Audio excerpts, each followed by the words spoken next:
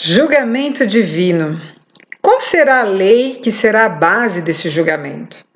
Sejam bem-vindos aqui neste canal do Ser Completo, onde nós estamos falando sobre a integralidade do ser. Falamos de saúde, falamos da saúde física, emocional, mas também a espiritual. E hoje nós estamos aqui com um tema que vai valer a pena você fique aí, que você vai entender esse assunto intrigante, onde existem umas discordâncias e, ao mesmo tempo, uma combinação entre católicos e protestantes, mas nós precisamos entender à luz da Bíblia, que é a Escritura Sagrada. Então, julgamento divino. Qual lei vai ser a base? Se você ainda não se inscreveu, se inscreva. Se você gostar do vídeo, manda um likezinho. Se de repente isso foi muito importante para você, compartilhe com outras pessoas. Pode colocar aí também as suas ideias a respeito, né, que nós vamos tratar de cada assunto com muito respeito, tá bom? Vimos em Apocalipse, capítulo 14, versos 6 e 7, no momento do final do chamado divino, 3 anjos voam pelo meio do céu trazendo uma mensagem importantíssima para o fim.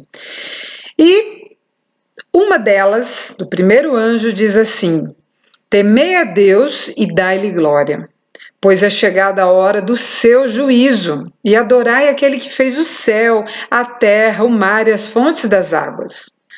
Olha só, é fato que todos nós, se nós formos chamados em julgamento, por qualquer situação que a gente tem aqui na Terra, nós, no mínimo, precisamos, além de ter um bom advogado, temos que nos inteirar sobre do que estamos sendo acusados, qual é a lei que está nos acusando, não é? E saber se realmente infringimos esta lei. E hoje nós precisamos entender, no contexto do julgamento divino, que lei será que vai ser utilizada como base desse julgamento, para que nós saibamos nos posicionar nesse julgamento, não é mesmo? Olha, no último estudo que nós tivemos aqui desse tópico, né, porque nós temos aí algumas playlists e esta fala sobre as profecias da Bíblia e esperança para o futuro. Nesse último tema, nós falamos sobre uma profecia do Daniel capítulo 7, onde nós vimos que Deus tinha advertido já muito tempo antes de acontecer que um poder com prerrogativas de poder iria mudar a própria lei de Deus. E nós vimos que isso realmente aconteceu. Essa mudança, essa alteração da lei de Deus afetou alguns dos mandamentos da lei de Deus. Será que Deus daria realmente permissão para alterar a sua própria lei? O que você acha?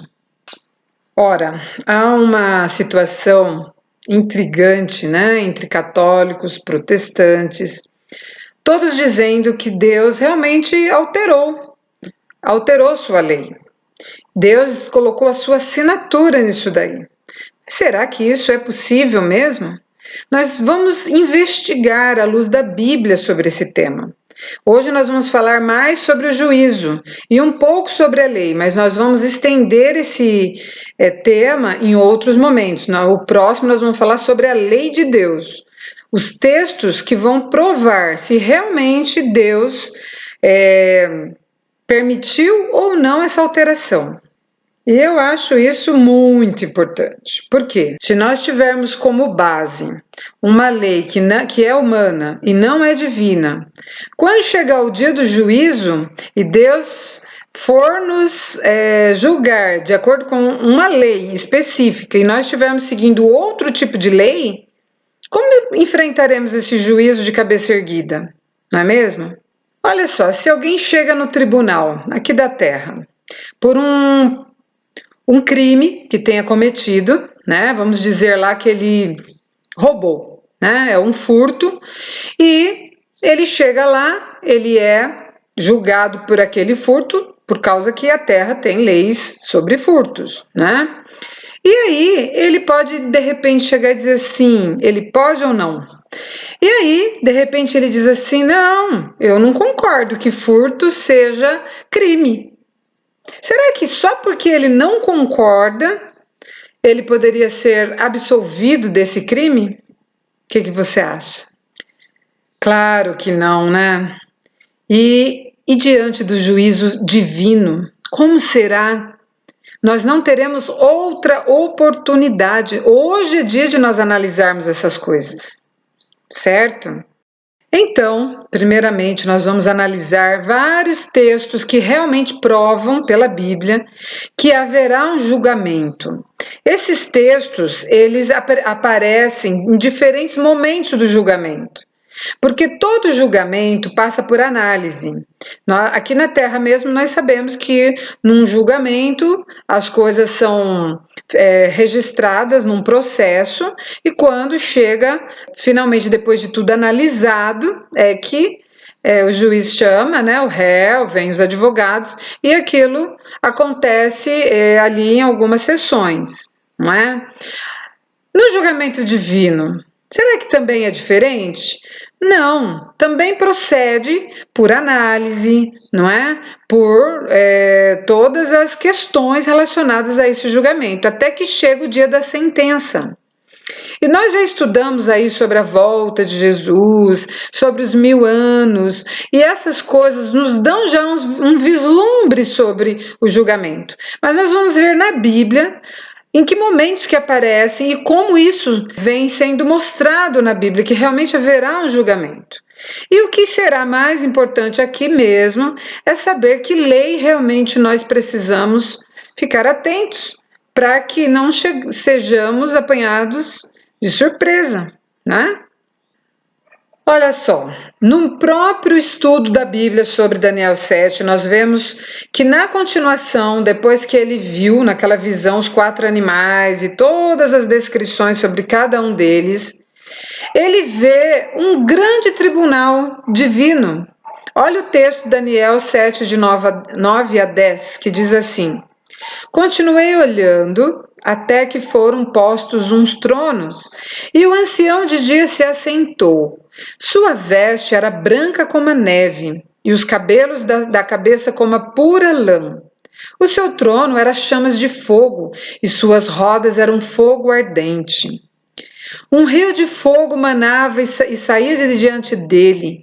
Milhares de milhares o serviam, miríades de miríades estavam diante dele. Assentou-se o tribunal e se abriram os livros. Veja, aqui já está fazendo referência ao grande tribunal divino. Na própria continuação deste sonho que ele teve, onde os reinos da terra se levantariam, mas ao término daqueles reis, e principalmente daquele último poder que mudaria a lei de Deus, ao término do grande poderio desse referido poder, iria começar um julgamento, o julgamento divino. E a Bíblia, então, vem aqui com vários textos, nós vamos dar uma lidinha rápida em cada um, mas veja esse: mas o Senhor permanece no seu trono eternamente, trono que erigiu para julgar. Ele mesmo julga o mundo com justiça, administra os povos com retidão. Olha esse aqui: de tudo o que se tem ouvido, a suma é: teme a Deus e guarde os seus mandamentos, porque esse é o dever de todo homem. Porque Deus há de trazer a juízo todas as obras, até as que estão escondidas, quer sejam boas, quer sejam más. Livro de Eclesiastes 12, 13 e 14. Olha o profeta Jeremias, o que ele diz a respeito do julgamento. Chegará o estrondo até a extremidade da terra, porque o Senhor tem contenda com as nações. Entrará em juízo contra toda a carne. Os perversos entregará a espada, diz o Senhor. Em 2 Pedro 3,7 nos diz: ora, os céus que agora existem e a terra, pela mesma palavra, tem sido entesourada pelo fogo, estando reservada para o dia do juízo e destruição dos homens ímpios. Então nós vimos aqui nesses textos em que Em algum momento os livros são abertos, em outro momento já vem um juízo de execução, não é? Algum é de investigação, outro é de execução. Algum dia a gente vai estudar mais detalhado sobre isto. Aqui são textos para a gente saber que existe sim um juízo vindouro da qual nós teremos que enfrentar. Romanos 2, 13 e 16 nos diz, porque os simples ouvintes da lei não são justos diante de Deus, mas os que praticam a lei hão de ser justificados. E que lei? Que lei será essa? E é isso que nós vamos estudar posteriormente. No dia em que Deus, por meio de Cristo Jesus, julgar os segredos dos homens de conformidade com o meu evangelho. Veja, Jesus Cristo, que é o centro da Bíblia, que é realmente o Salvador da nossa vida, hoje é estendido essa oportunidade, porque chegará um dia que Jesus ele se veste como juiz. Veja bem, hoje ele é nosso advogado, um dia ele se vestirá como juiz. Em Mateus capítulo 19, 17 a 19 nos diz, respondeu-lhe Jesus, então aqui são palavras do próprio Cristo, né? Por que me perguntas acerca do que é bom? Bom só existe um. Se queres, porém, entrar na vida, guarda os mandamentos. Aqui está aquela polêmica, né, entre Jesus e um jovem rico, que procura Jesus e meio que com palavras lisonjeiras, né, dizendo, olha, bom mestre. E Jesus disse, se queres, porém, entrar na vida, guarda os mandamentos. Aqueles que já conhecem essa história, sabem que o jovem rico, ele tinha uma questão que ele trouxe para apresentar, e Jesus tinha outra questão. O que realmente incomodava esse jovem? Ele era um jovem rico e ele tinha conhecido tudo sobre a lei de Deus. Ele era um judeu e ele estudara tudo sobre isto. E quando ele se aparece para Jesus, ele traz essa questão porque ele queria ter a vida eterna. E quando Jesus disse que era para guardar os mandamentos, no fundo do coração dele, ele ficou super satisfeito. Porque ele pensou, eu guardo. Olha o que diz a continuação do texto. E ele respondeu, quais? E sabe quais foram os mandamentos que Jesus disse? Exatamente os mandamentos que estão no decálogo, da lei de Deus, que aparece em Êxodo 20 e em Deuteronômio capítulo 5. Ele disse, não matarás, não adulterarás, não furtarás, não dirás falso testemunho, honra teu pai e tua mãe, amarás o teu próximo como a ti mesmo.